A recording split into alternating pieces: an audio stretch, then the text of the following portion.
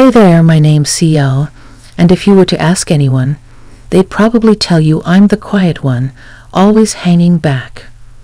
I work as a lab assistant, which suits me just fine because it means less small talk and more focus on the nitty-gritty details. Life's pretty routine for me. Work, home, and the occasional outing with my friend Lisa, who's as outgoing and lively as they come. Tonight, she somehow convinced me to join her at one of her famous house parties. CL, you've got to break out of your shell.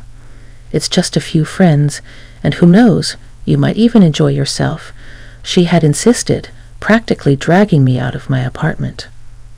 The moment we stepped inside, the contrast between us was stark. Lisa thrived in the lively atmosphere, her laughter echoing through the room as she effortlessly mingled with everyone. Meanwhile, I found myself pressed against the nearest wall, holding onto a soda like it was my lifeline. The music pounded in my ears, the crowd seemed overwhelming, yet there I was, trying to blend into the background. "Hey, you made it!" Lisa shouted above the music as she hurried back to me with a guy in tow. "CL, this is Tom. Tom, meet my best friend, CL." Tom was your typical good-looking guy, tall with a smile that probably got him out of trouble more times than it should. "Nice to meet you, CL. Can I get you something stronger than soda? Maybe loosen you up a bit?" He joked, nodding at my drink. I managed to smile. "No thanks, I'm good with this." Lisa winked at me before being swept away by another group of friends, leaving me with Tom. Awkward didn't even start to cover it. "So, CL, Lisa tells me you're the brains of the operation at your work." "A scientist?" "Right." Tom tried to start a conversation, leaning against the wall next to me. I corrected him, tucking a strand of hair behind my ear. "I'm not really the brain, more like the hands." Tom chuckled. "Modesty? Huh, that's rare." We somehow stumbled into a real conversation. Tom was surprisingly easy to talk to, and as the night wore on, I found myself sharing little bits about my life, my love for quiet weekends and my secret passion for old detective novels. He listened, really listened, and by the time the party started to thin out, I was actually laughing, the genuine kind that bubbles up without permission. "You know, you're nothing like I expected from Lisa's stories." "You're cooler," Tom said. Is Tom sincere? I raised an eyebrow, surprised by his comment. "And what exactly did Lisa tell you?" I asked. "That you were shy, kind of introverted, but you're just chill, not uptight." It's refreshing. His words, oddly enough, didn't feel patronizing. They felt like a compliment. And from someone like Tom, it meant a bit more than it should have. "Thanks, I guess.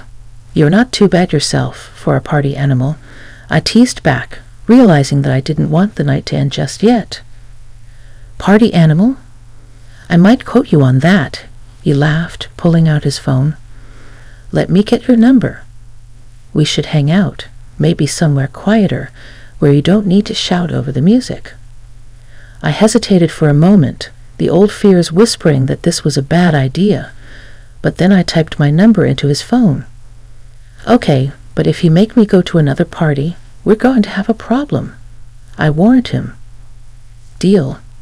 No parties, maybe just a coffee or something," he promised, with a smile that made me think that maybe, just maybe, stepping out of my comfort zone wasn't such a bad idea after all. Just a few months after the party where I met Tom, things had gotten pretty serious between us. I remember it was a chilly evening in late autumn when he popped the question. We were walking through the park, leaves crunching under our feet, when he suddenly stopped and looked at me with those eyes that seemed to see right through to my soul. "CL, I've been thinking," Tom started, fumbling a bit, which was not like him at all. He was usually so smooth. "I don't want to spend another day without knowing you're officially mine." "Will you marry me?" He pulled out a small box from his pocket and opened it to reveal a simple but beautiful ring. I nodded, my voice a mere whisper. Yes, I'll marry you. The joy on his face was unmistakable. We spent the rest of the evening talking about our future, making plans that seemed like distant dreams come to life. But the real test came when we decided it was time to meet his parents. Tom had mentioned his folks a few times before, but he always kept the details light. When the day came, we drove out to their place in the suburbs. It was a large, imposing house that screamed of old money and pride. Tom squeezed my hand as we rang the doorbell, giving me a reassuring look. His mom, Mrs. White, opened the door. Her smile was polite, but didn't reach her eyes. "CL, you're here, and this must be CL," she said, her voice smooth but cool. Mrs. White led us into a lavish sitting room where Mr. White was waiting. He was a stern-looking man with a sharp gaze that felt like it was sizing me up. "So, CL, Tom tells us you work in a laboratory." "That must be interesting," Mr. White said, his tone making it clear he was less than impressed. "It's rewarding work," I replied, trying to keep my voice steady despite the judgment I could feel weighing down each word. "We were quite surprised to hear about the engagement," Mrs. White chimed in. "Weren't we, dear?" She looked at her husband, who nodded stiffly. "Yes, quite unexpected. You see, CL, we want what's best for Tom, and we hope you understand that," Mr. White added, his words heavy with unspoken implications. Tom jumped in. "Mom, Dad, I love CL, and she makes me happy. That's what matters, right?" "Of course, dear, but you must think practically too," Mrs. White countered, her eyes cold and calculating. "We would like you both to consider signing a prenuptial agreement. It's just a formality, really, to ensure both your futures." I was torn. My heart ached at the formality of it all, at the cold, business-like approach to what should have been a joyful occasion. But I loved Tom, and if this was what it took to be with him, maybe it was worth it. "If you think it's best," I said finally, trying to mask the hurt in my voice. "We think it's for the best," Mr. White affirmed, handing us a folder with documents. "Have a look and let us know your thoughts." The drive back was quiet. I kept thinking about the papers in my lap, but love, I figured, was worth a shot even if it meant signing a piece of paper to prove it. It was a crisp morning in early spring when we tied the knot.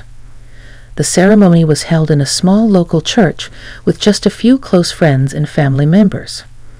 I remember standing in front of a small mirror in a modest white dress that Lisa had helped me pick out, feeling a mix of excitement and nervousness. "Girl, you look stunning." "Tom won't know what hit him," Lisa exclaimed as she adjusted my veil. Her energy was infectious, and for a moment it eased my nerves. "Yeah, I just hope everything goes smoothly," I replied, trying to sound more confident than I felt. "Don't sweat it. It's your day. Just focus on you and Tom," she advised, giving me a reassuring pat on the shoulder. The ceremony itself was short and sweet. Tom looked handsome in his suit, and when he saw me walking down the aisle, his smile was all the assurance I needed. At 8:35, we exchanged vows, simple yet heartfelt. When the officiant pronounced us man and wife, and Tom kissed me, there was polite applause. It all felt right despite everything. At the reception, which was really just a small gathering at a nearby restaurant, Tom's parents were distant. Tom's father, Mr. White, made a short toast. "We're here to celebrate Tom and CL," he began, his voice devoid of warmth. "May your union bring you the happiness you seek." It was so formal and cold that it might as well have been a business transaction. But I focused on the people who were genuinely happy for us, like Lisa, who was already on her third blast of champagne and narrating how we'd met to anyone who would listen. The day ended, and with it, our simple but meaningful wedding wrapped up. We drove to our new home, Tom's place where I moved in. It was a nice house, not too far from his parents', which I soon found out meant his mom, Mrs. White, was over a lot. Each time she visited, she made it a point to casually mention how everything in the house was Tom's and how, in case of a divorce, I couldn't claim any of it. "Remember, CL, none of this is yours," she'd say, her voice dripping with fox kindness that made my skin crawl. I would just smile awkwardly, trying to hide how uncomfortable it made me feel. Tom would laugh it off every time, hugging me slightly. "Mom's just joking around. Don't take her seriously." He'd chuckle, but his laughter never quite reached his eyes. It was clear this was her way of reminding me of my place, making sure I knew I was an outsider. I kept hoping things would get better, that maybe, just maybe, Tom would eventually see how his mother's words were chipping away at our new bliss. I did my best to settle in, putting effort into making our space feel like ours, not just Tom's. Yet, despite my efforts, Tom's parents, particularly his mom, Mrs. White, made it challenging. "Oh dear, why don't you rearrange these dishes? They should be organized better," Mrs. White often remarked during her frequent visits, her tone condescending as she inspected the kitchen cabinets I had just tittied. I would force a polite smile, my hands gripping the countertop's edge. "Sure, I'll take care of it," I'd reply, striving to hide my frustration. Tom tended to brush off his mother's remarks. "She has her own way of doing things, you know how it is," he'd say dismissively. But it wasn't just about the dishes. It felt like everything I did fell short. One evening, while Tom and I were trying to enjoy a quiet dinner, his dad, Mr. White, dropped by unannounced. "Watching your spending, I hope?" "Remember, it's Tom's money paying for all this," he commented nonchalantly as he looked over the spread on the table. I bit my lip, feeling the sting of his words. "We're careful with our budget," I said, keeping my voice even, but the digs didn't stop there. Every chance they got, Tom's parents reminded me of my place. "Just make sure you keep the house clean for Tom. He works so hard. He shouldn't have to worry about coming home to a mess," Mrs. White would say, her words laced with venom disguised as concern. And it wasn't just behind closed doors. Even in public, they had a way of belittling me. At a family gathering, I overheard Mrs. White talking to a relative. "You know, CL doesn't do much, pretty much lives off you, doesn't she, Tom?" The interference from Tom's parents didn't stop at comments. They started acting like the house was theirs too. They'd come over, flop down on the sofa, and demand, "CL, make us some coffee, will you?" Or, "We're out of snacks. Could you run to the store?" It was as if I had become less of a family member and more of a maid. Tom had changed. He used to be caring and attentive, but now he joined in their laughter. One day, while folding laundry, he said, "You do fold these all wrong, just how my mom showed you, remember?" His tone was light, but the criticism stung sharply. His parents laughed along with him, and Mr. White added, "She's got to learn somehow. You can't baby her forever, Tom."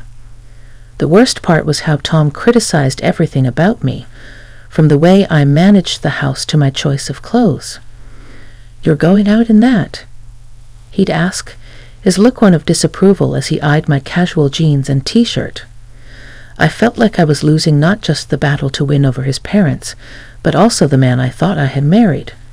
The man who had once looked at me with love, now scrutinized me with the same critical eyes as his parents. Each day grew harder. The atmosphere at home became more suffocating. I started to dread waking up in the morning, knowing I'd face another day of veiled insults and open disdain. The stress of living under constant scrutiny and disdain had taken its toll on me. I began losing weight, my nights were restless, and my days were long battles with anxiety. It all came to a head one morning at work when I collapsed right there among the test tubes and beakers in my lab. I woke up in the hospital, the sterile white of the room blinding me. At first, I felt a dull ache in my stomach, and my head was spinning as I tried to sit up. A nurse rushed over. "Take it easy, CO.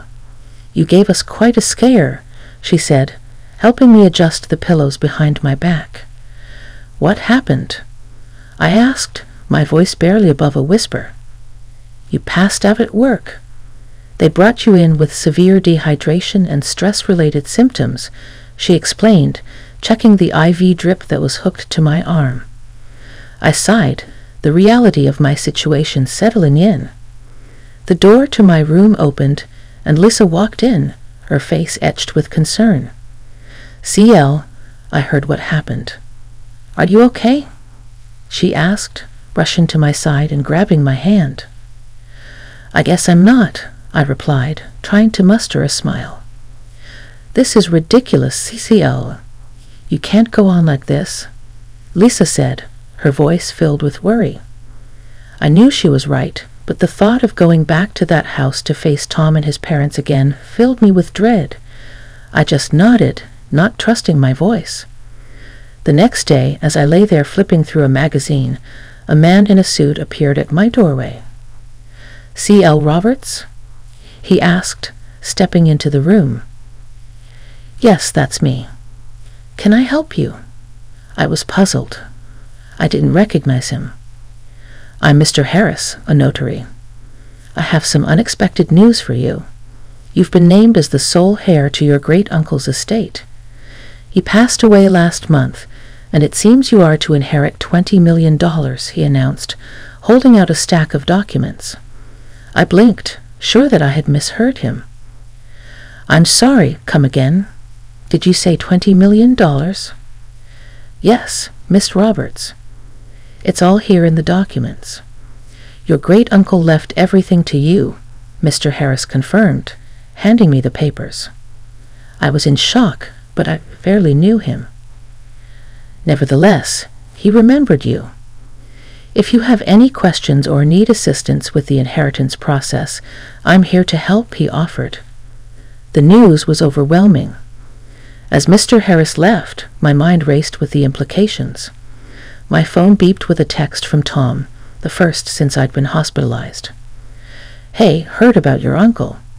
Sorry for your loss. How are you feeling?"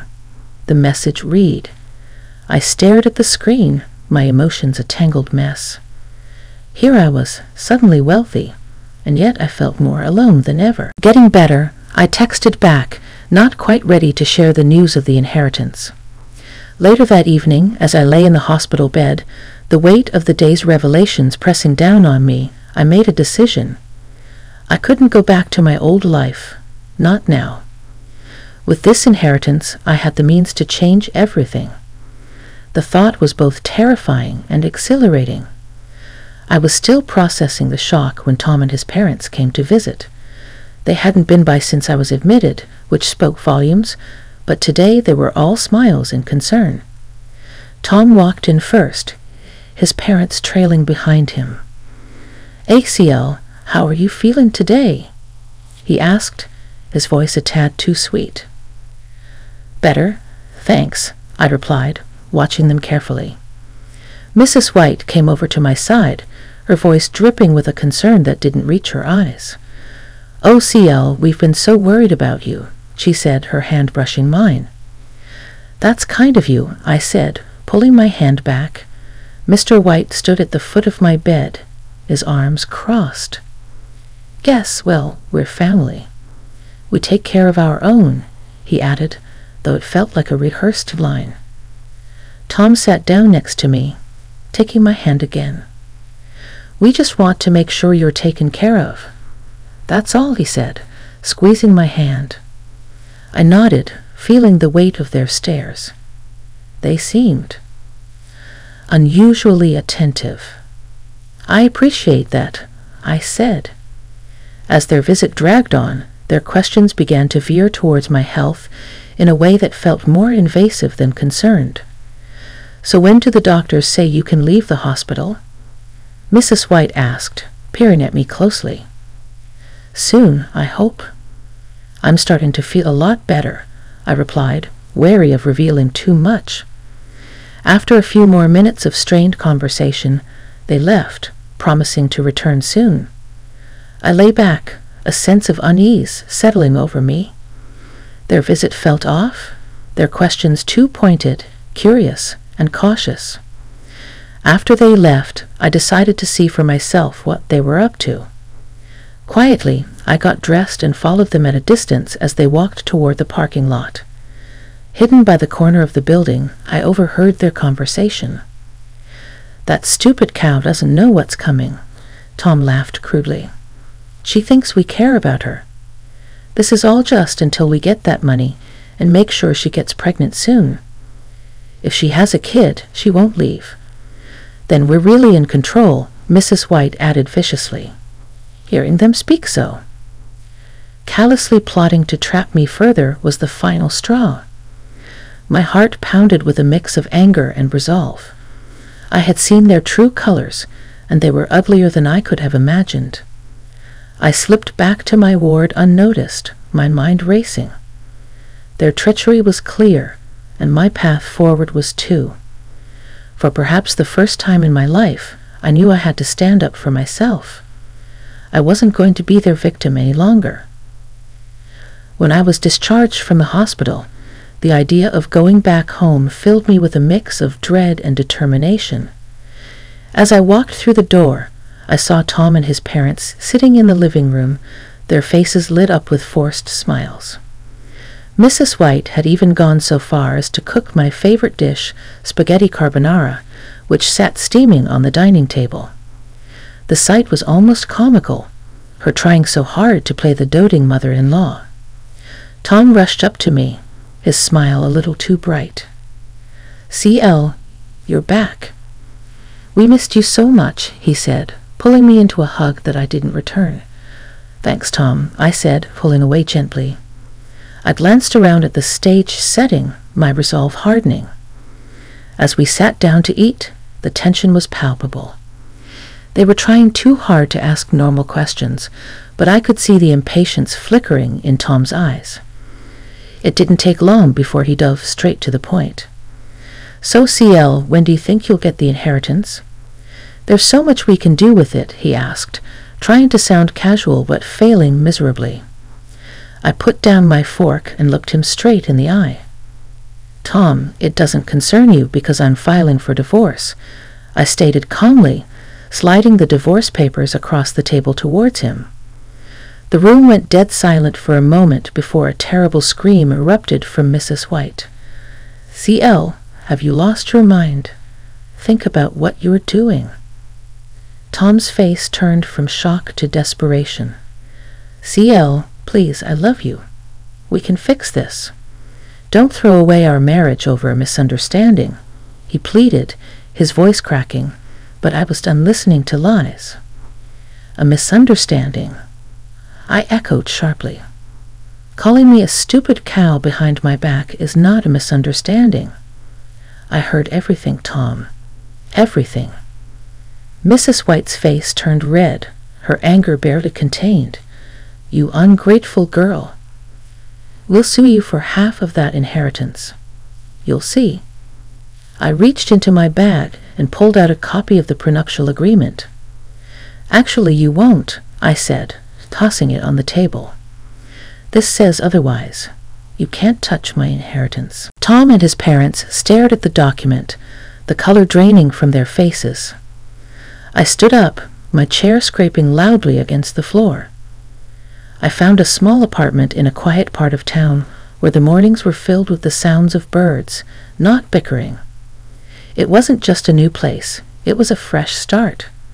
I spent the first week settling in, buying a few pieces of furniture, some plants, and making it mine. The silence was a stark contrast to the constant tension I had lived with, and I loved it.